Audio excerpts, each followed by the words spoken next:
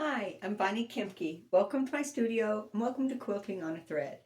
This is now the 12th video in my series on the Color My World pattern by Wendy Williams. The link to buy this pattern, if you choose to, is in the description of this video, just like all the other videos in this series. It'll also appear up in the top of the frame occasionally as a card. They're called cards in YouTube, but it's a little informational link that you can click, which will open up to the card that would take you directly to Wendy Williams' website, where you can buy the pattern directly from Wendy Williams. So as you can see, I'm working on the outer ring of houses. There's a lot of moving parts on this last bit. And so I'm doing much like I did on the inner ring. I'm putting color swatches up to determine what colors I will use for those houses. And it's just an idea of the colors so that I can move them around just as I did with the houses. If I don't like the colors, I can move them around. Now with the tall buildings, there's going to be a lot more preciseness of the buildings because each one of these buildings are a different size and are oriented in a different way.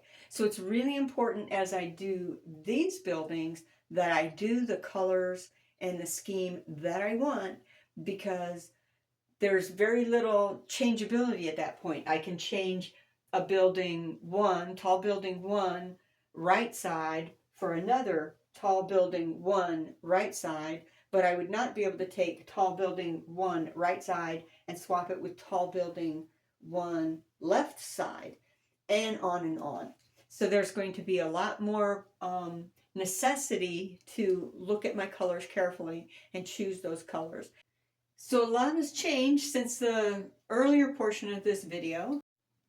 The weather's changed. We were nice and balmy and warm, and now we're a little cold.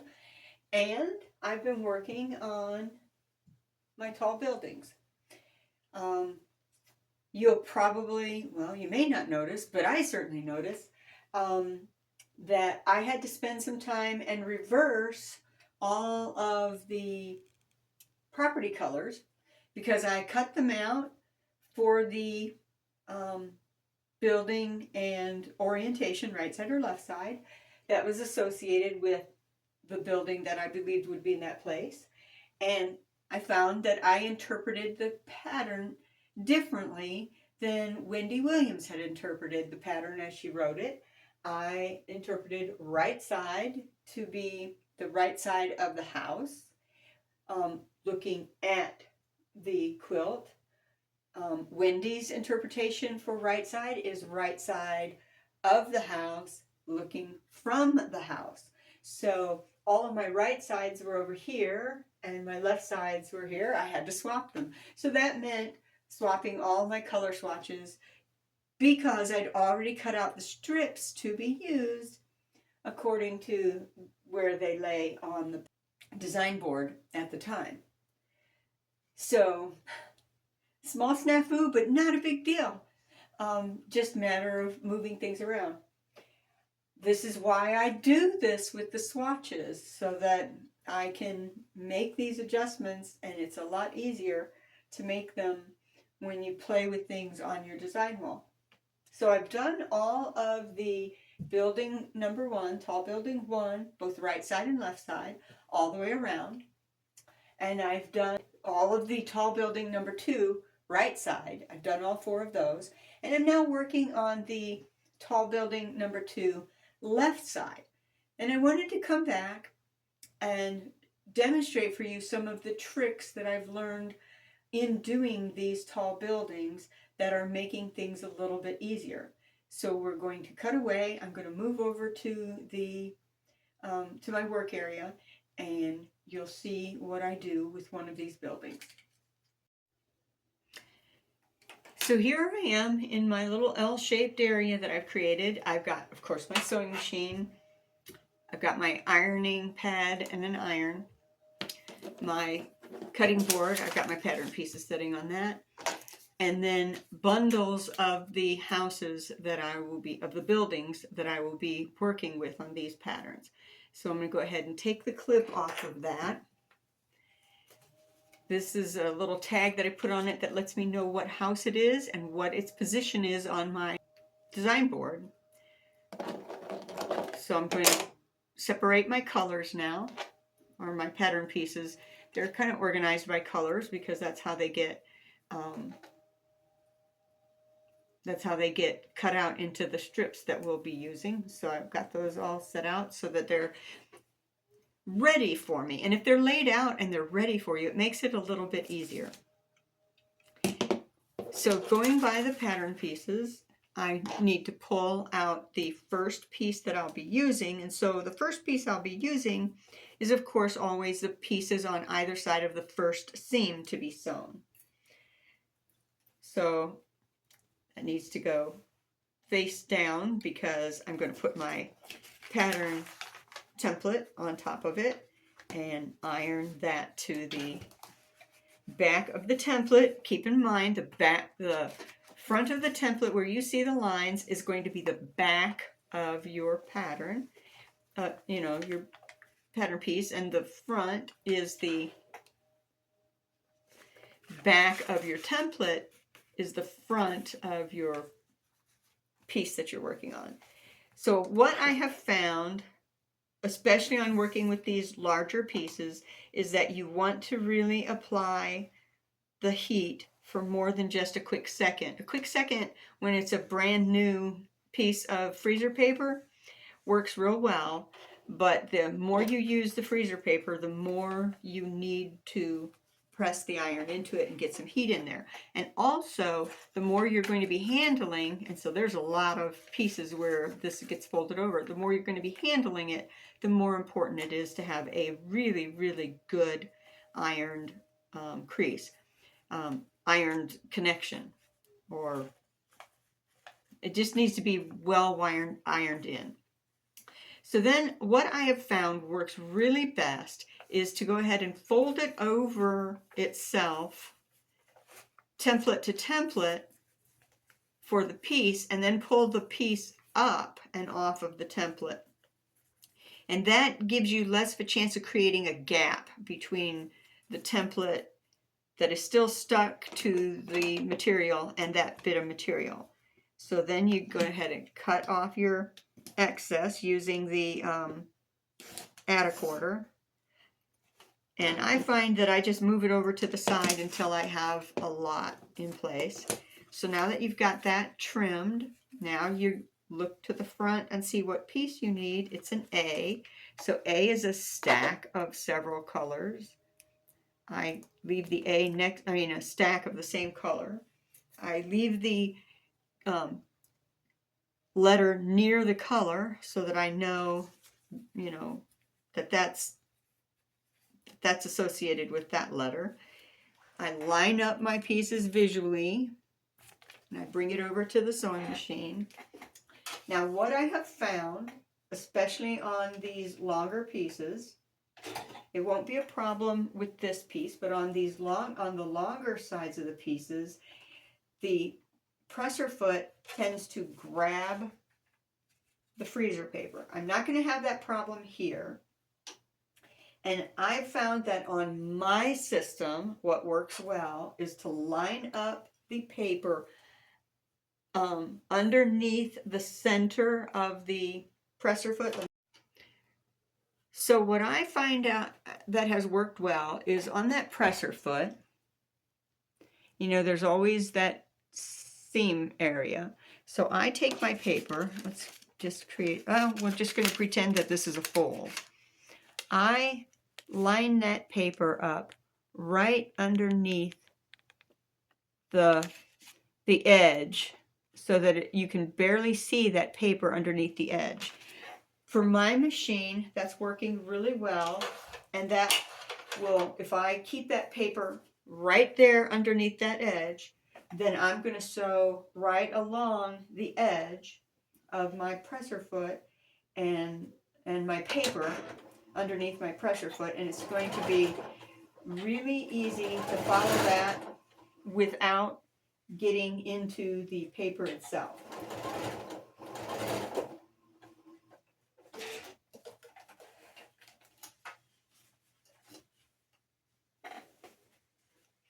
So there you can see, hopefully, that my seam is right on the side of the paper. It's not under the paper, it's not nipping the paper, it's not far off of the paper. That works really, really well. And then I go ahead and I iron it down on the cloth side just to get it get a nice crisp iron on the fold on the cloth side. And then I come over to the paper side and I hold that iron on that for a good 2 or 3 seconds just to make sure that I get that good connection. Then come over here. I want to go to line 2 now because this will be the second seam. So go to line 2. That's going to be the seam that I'll be sewing for line 2. But notice they're very, very close. And this is why keeping that adhesion between the paper and the material is really important. So I pull that away carefully, trying not to disturb the adhesion between the paper and the cloth. Make my cut. Now I'm going to pull off, the next color is E.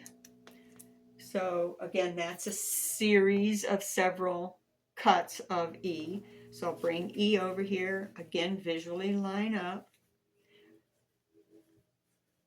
And I'll come over here and make my seam. Now the other trick, my machine happens to be set to stop with needle down. So if I go and find the needle and put the needle in that crossing where the paper sticks up from the material, you know, where the paper protrudes further out from the material, I put my needle into that crossing, lower my presser foot. My presser foot has lowered exactly where I need it to be with the paper underneath that one part of the presser foot that I showed you earlier. And then I just want to go ahead and sew just as I did the previous seam.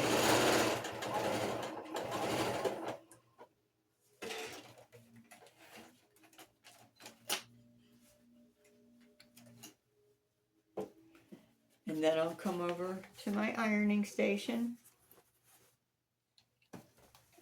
get a nice crisp fold on the 2 pieces of material, come to the back, and rest my iron on that wax paper to get a good adhesion to the material once again. And I'll complete that. I'm going to go ahead and finish this until I get to the long seam, because that's going to be another point of some information that I want to share with you. Okay, so I've already sewn all of this along, you know, all these pieces along the length of this. And I've sewn one of the side seams so that you can see what we're going for here. So for this step, you really do need your add a quarter plus ruler. And the plus means that it has that edge sharpened so that you can use that to grab the paper and fold the paper. So you want to put that on your line that you want to fold up and go ahead and fold paper and material alike up on that line. But the pressure of folding it up like that starts releasing your material. So go ahead and pull the material down, get the ruler out of there, and press that down real securely. Then take your add a quarter ruler and go ahead and line it up to trim that quarter, you know, that to a quarter of an inch.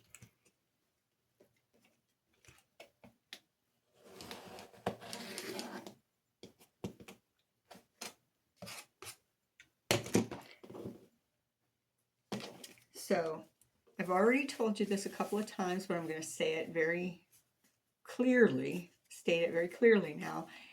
Your presser foot, whether it's a silicone presser foot, the plastic presser foot, or the metal presser foot, will have a tendency, especially on long edges, to grab that wax paper and pull it out of the way.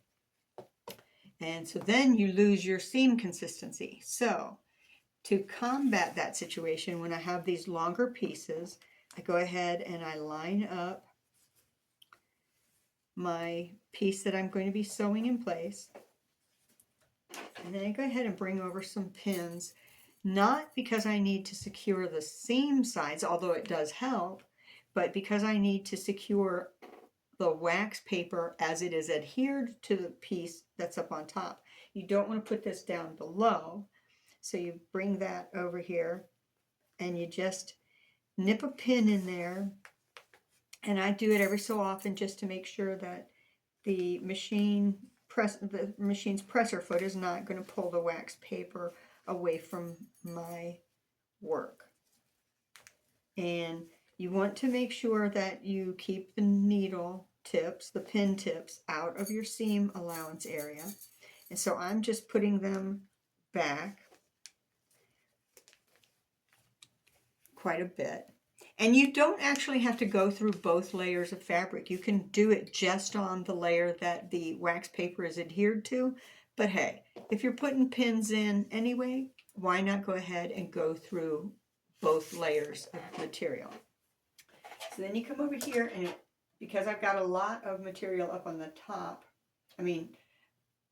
beyond my template, I'm going to go ahead and raise the needle as well as the presser foot.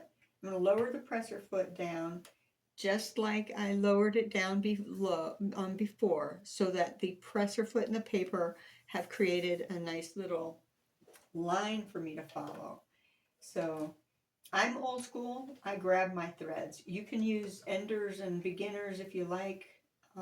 I just grab my threads. It's just my habit. And one of the things I noticed that I do without even thinking about it is I take my ring finger and I wind up putting it down on the sewing machine place, holding, let me just kind of use this. If this were the material, I have that ring finger here kind of as an extra guide that helps me control a longer seam.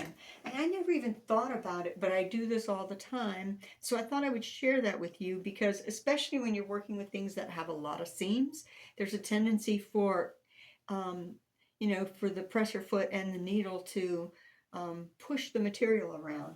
But if you're holding your ring finger down and then your other fingers are just guides holding things flat, and then you sew, it just gives you a nice smoother seam. Like I said, I do it all the time and never even thought about it, but it's something that I thought would be good to share with you.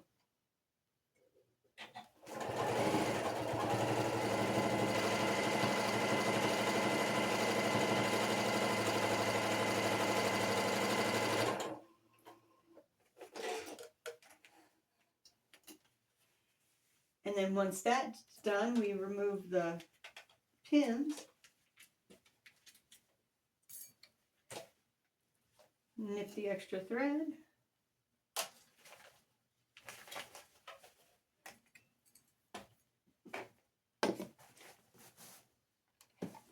iron everything out. Now I've got one more seam to do, so I need to make certain that my paper is really sticking to the material. So I go ahead and use that iron and just really press into it. There's a piece here where I had to put some tape on the paper because I accidentally cut it. So I put another piece of paper over that tape so that I can add that pressure. So a lot of times when you're paper piecing, you'll nip the side accidentally, or you just get careless and you fold the paper so many times and then it just starts disintegrating. So a little bit of tape helps, and then you want to go ahead, like I said, just use another piece of paper so that your hot iron isn't taking that tape and adhering the tape to the hot iron. It basically just takes the sheen off the tape and it stays put, and it doesn't stick to your iron. Just one of those little tricks. Now, I have one more seam to do. because I have to come in and do the shadow color on this. But once I get that done, then I'm ready to cut this piece out and move on to the other portion of this section. But these are the tricks I wanted to share with you, to use your add a quarter plus, or if you don't have an add a quarter plus, anything with a sharp edge, so a metal ruler, a piece of cardboard, something that will let you fold that template and the material over and then peel the paper off of the template so that you can trim it to size. So I hope that helps you. I'll be back when I have something more to share. So as you can see, I'm almost done piecing together all of my tall buildings. And in fact, I started in on the city blocks as well. I needed those city blocks in there to see if what I was feeling about the color schemes were right, because I feel like it's too dark over here and I'm going to be swapping some of these around. Unlike with the houses here in the first ring, which are the same height and same width and therefore interchangeable with any house within that ring, that is not the case with the tall buildings.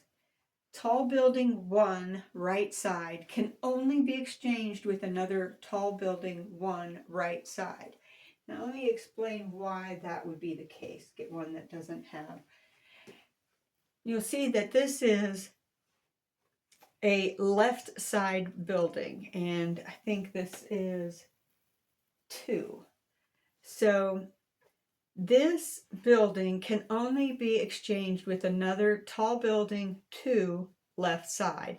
Part of that has to do with this, because you see the orientation of that is to give you the line on the plane that it's on. So if it's on the side, then it has to be oriented this way or that way. If it's on the top or the bottom, bottom oriented this way, top oriented this way. So if it's being exchanged with another building, it has to be a building of the same size, shape, and orientation.